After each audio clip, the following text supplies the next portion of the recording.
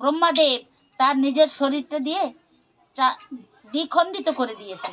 দ্বিখণ্ডিত করে, ব্রহ্মা হলো সৃষ্টিকর্তা, তাই একজন পুরুষ সৃষ্টি করেছে, একজন নারী সৃষ্টি করেছে। নারী আর পুরুষের মিলনে হবে একটা সন্তান জন্ম। তাই বলে আমরা দুই তমাল বনে আজো কানুর নুপুর শোনা যায়, গোঠে রাখাল বলে দেরে কোথায় বৃন্দাবন। কদম ডালে বেনু বাজে সাজ সকালে, গোঠে রাখাল বলে দেরে কোথায় বৃন্দাবন,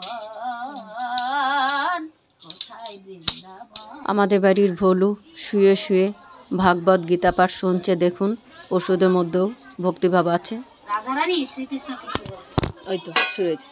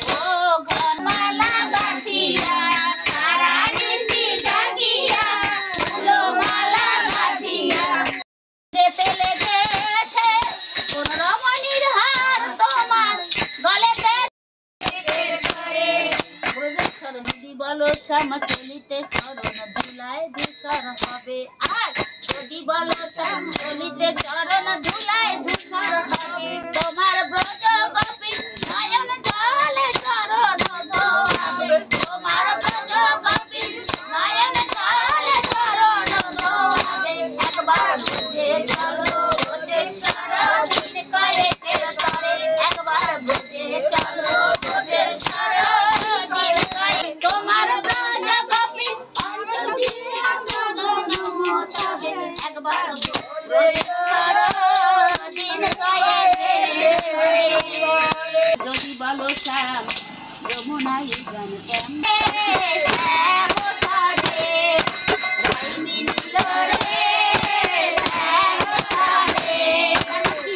নাম না, সেখানেই মধুর বৃন্দাবন। জয় রাধে জয় রাধে। যেখানে এই মধুর এই না ধুলি মেখেছিল নন্দর বেটা অঙ্গে মাখো মাখো রে,